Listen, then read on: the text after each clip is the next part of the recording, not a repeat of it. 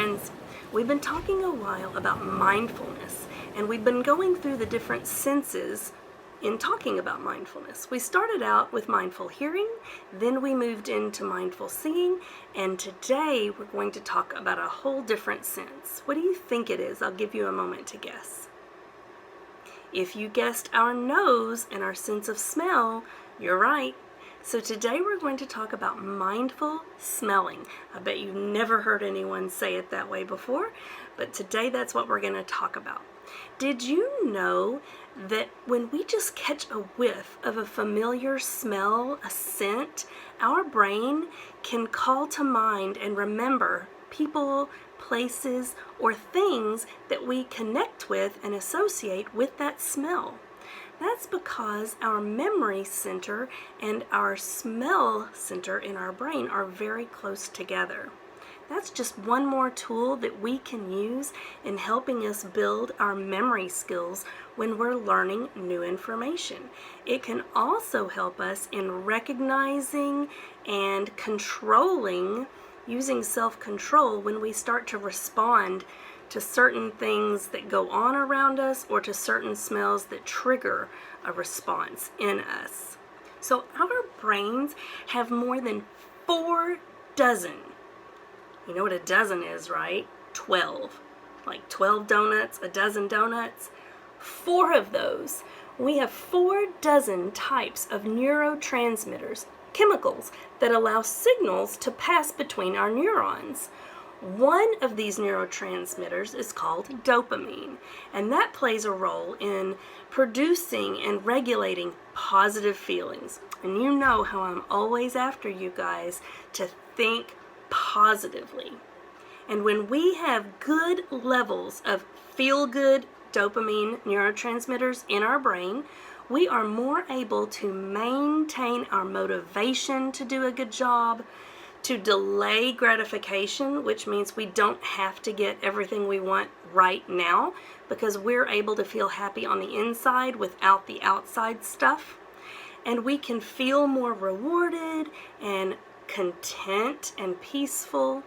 As the levels of dopamine in the brain change, so does our outlook on life. And I want us to get really good at controlling our own happy levels without all the outside stuff. If you and I can get really good at feeling happy and rewarded when we're doing things like sports and music and theater and dance and social interactions with our peers, even if it's online, and positive classroom experiences in the classroom or online, then we're not as likely later on to be involved in risky behaviors because we're choosing safe ways to feel happy. Feeling good, it's really important for learning, not just for everyday happiness, but it helps us learn too. When we have positive feelings in us, that helps our brains concentrate and remember and focus and pay attention and keep trying. I mean, think about it. Learning is so much harder when we're miserable, when we don't feel good, when we can't concentrate, because our mind is somewhere else.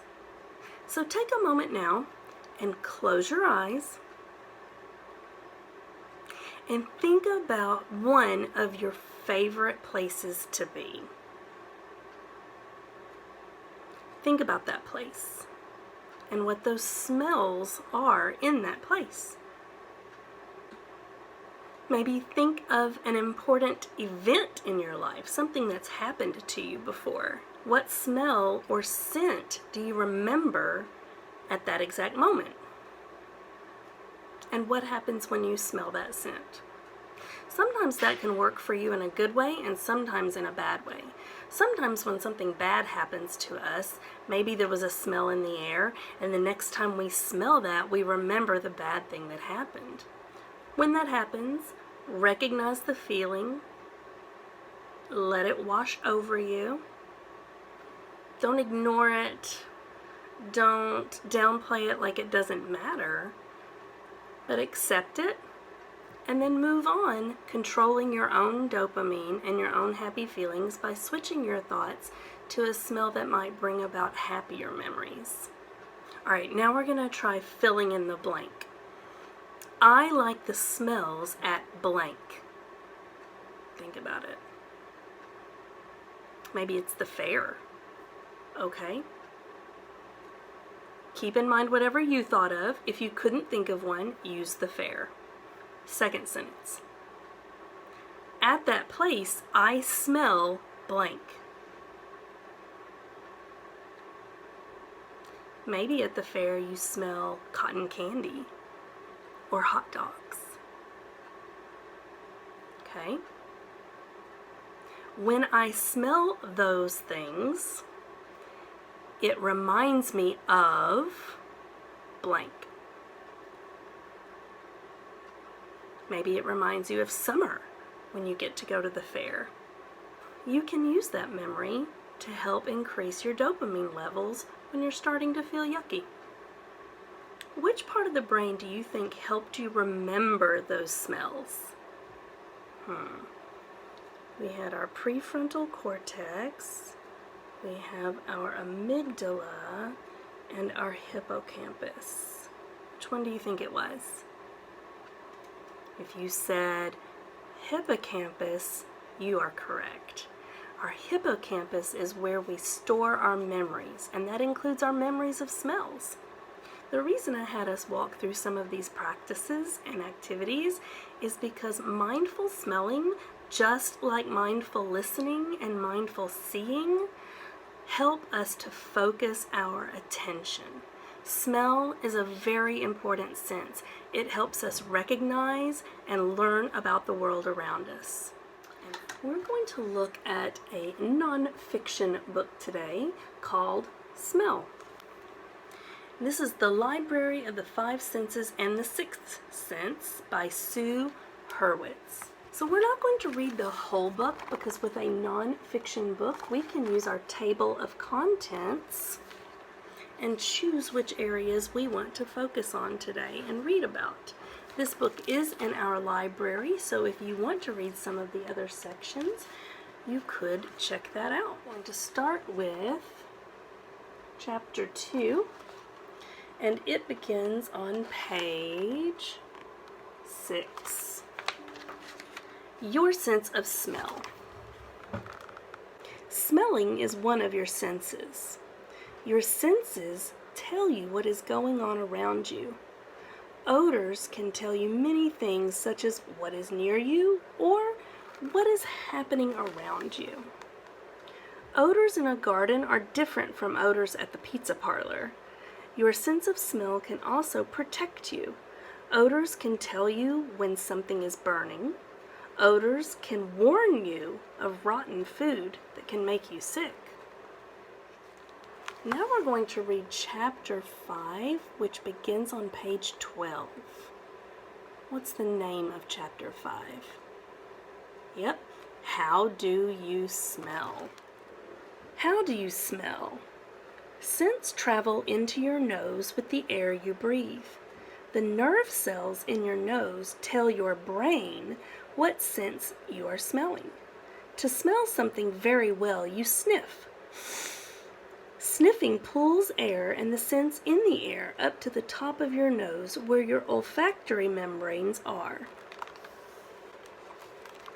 There are more than 10,000 different odors in the world.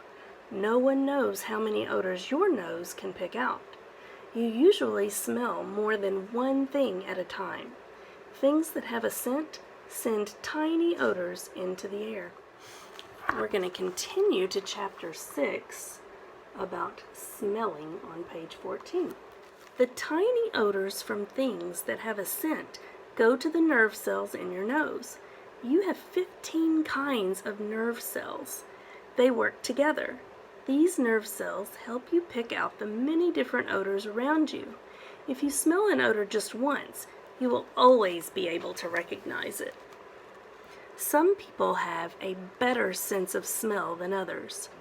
Sometimes our noses get used to the odors that are around us all the time, and we stop noticing them. Might might smell a certain perfume that reminds you of one special person, such as a parent or a friend. Have you ever noticed that? That you have a perfume that when you smell it, it reminds you of your grandmother, or it reminds you of someone's house? Have you ever noticed that you stop smelling something? Maybe something smells kind of gross when you first walk into a room, but then once you're in there for a little while, you get used to it and you don't notice it anymore. I find that very interesting. Continuing to chapter 7 with smelling and your brain. Odors mix with the mucus at the top of your nose. Each olfactory membrane connects to an olfactory nerve. Each nerve sends a message to your brain. Your brain tells you what you're smelling. People do not always like the same odors. Some people may like the scent of perfumes. Others may not. You probably will not like all the different scents around you. Continuing to smelling and taste. Your nose, mouth, and throat are all connected inside your body. Your sense of smell is stronger than your sense of taste. The nerve cells in your nose help you taste the food in your mouth. When you have a cold, the mucus in your nose gets thicker. The mucus clogs the nerve cells in your nose. Then your sense of smell doesn't work as well. Your sense of taste also may not be as strong during a cold, and food may not taste as good. We read quite a few of the sections and chapters, but not all of them. But you may want to check it out and find out more about your sense of smell and how it works with your brain and how you can take care of it and how you notice the things around you liking or disliking the different smells. So I challenge you this week to try to use mindful smelling. Take time to notice the things around you. Have you ever heard someone say, take time to smell the roses? It helps you to feel more positive. It helps you to slow down and not be rushing around all of the time. It just helps us in many ways. So I challenge you to do that this week, and I hope you have a fabulous week.